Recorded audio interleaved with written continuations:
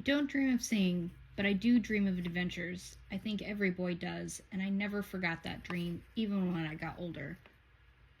Lake and Godard, The Wandering Inn, Volume 3, Flowers of Esseltyn by Pirateaba.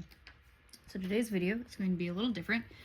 First, I want to give a shout out to Laura's Craft Room, the Eeyore Stitcher, and So Wet Stitcher, who gave me a lot of advice during the spring mingle about making these videos, and their advice was very solid.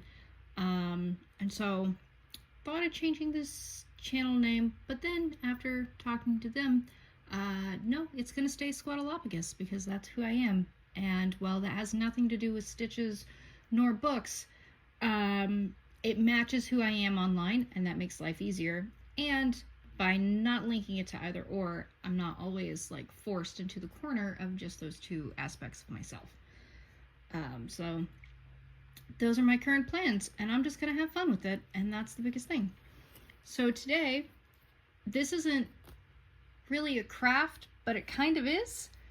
It's a very special deep dive into a review, The Wandering Inn, hence the quote. So this book is a work in progress birthday gift I make for my husband.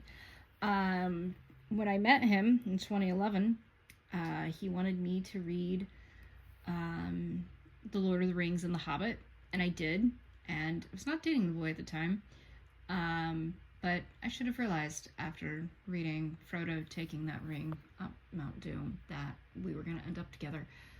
I'm pretty sure I decided during those moments that I was probably going to aim to end up with that boy, because I was a commitment. And throughout the years, he has asked me to read things that he has enjoyed, like all of Naruto. That was also a very special moment in our lives. And a lot of years ago, I started reading all of the Thrawn trilogies from Star Wars.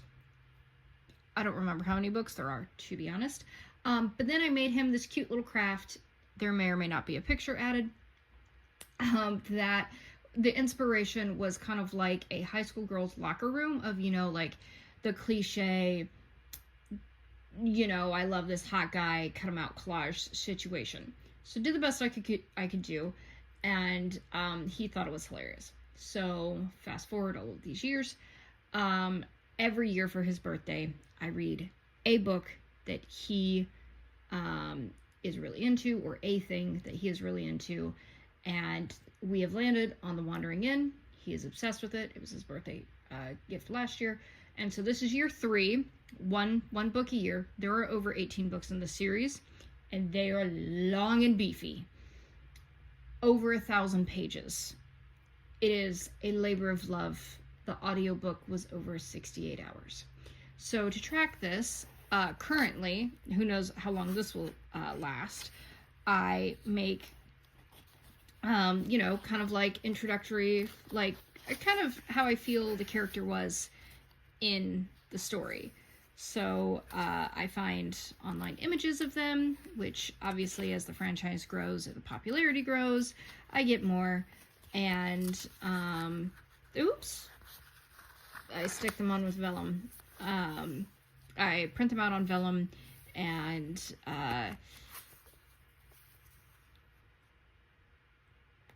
make a little book. So this is the 3rd volume, so this is the 3rd time we've done this. So we're just going to focus on book 3, Flowers of Esseltyn. I didn't love the book. I feel like how some people feel that you can skip, I know I can, there we go, skip certain parts of franchises. I felt like this book gave us nothing. To deep dive, to catch you all up on what The Wandering Inn is, it is if you took people are being taken from our world, dropped into a D&D style video game-esque world. Okay? There are some major characters that we just call the Earthers, and then there are some, obviously, characters that live in there. It is a very massive book. This one, like I said, was 1,008 pages. And literally, I see no effect that this story has had so far. The previous antagonists that we have been introduced did not make an appearance in this book. The main kind of plot line this book had is that goblins raided the town of Esselton. Essel, whatever. And in the aftermath, there was a florist that turned into an abhorrent horror because she ate corpses. So she became a corpse eater. And these other 5 goblins from previous books were sent to kill the main character, Aaron. But they got lost, and then they didn't know what Aaron looked like. They ended up in Esselton, or Essel, that was about to be invaded by the goblins again. So they find this florist and think that must be Aaron for some odd reason, and decide to kind of protect her and to disobey orders and keep her alive. So they kind of they honestly have this very cute moment. She watches the goblins, realizes they have a language.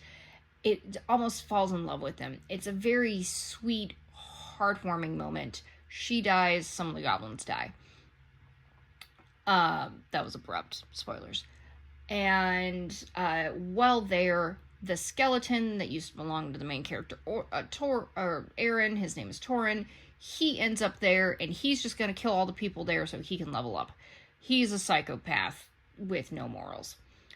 And then there is a human there, Lars Byers, that is trying to rally the people and fight off the goblins and kill the undead so that way the undead aren't a problem. Hey, there's undead there. Torin's in charge of them now. And so you almost have a clash where the goblins attack, Torin's killing everybody, the goblins that are inside that are good goblins attack Torin / other goblins, and Lars Byers must attack the other 2 as well. And so somehow the goblins are working with Lars Byers, and he's like, oh my god, what's in my life right now? He witnessed the passing of the florist. Everyone is confused. That, beginning and end, is a full story. Everything else is just kind of extra. Yeah. Labor of Love, next year. We'll see if it gets better. The side story of the Horns of Hammerod going through the dungeon. That was a full story. They had a goal. They set out. They accomplished it. They somehow survived a very terrible thing.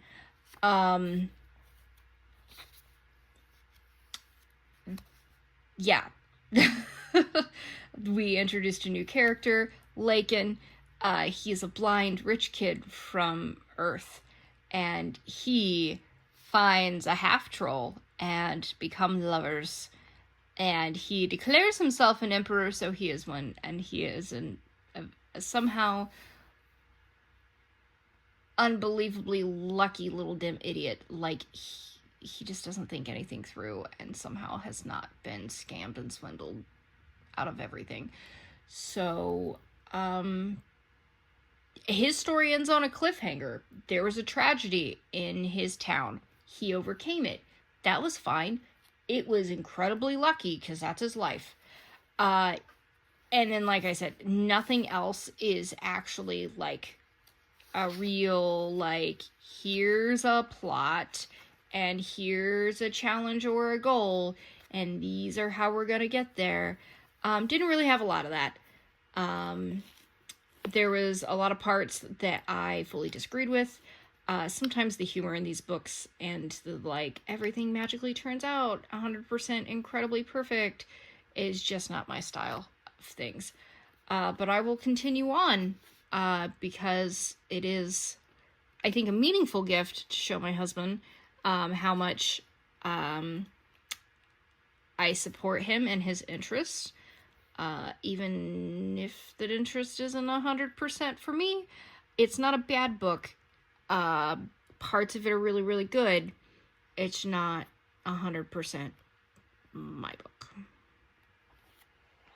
Almost forgot. May your words and stitches be many this week.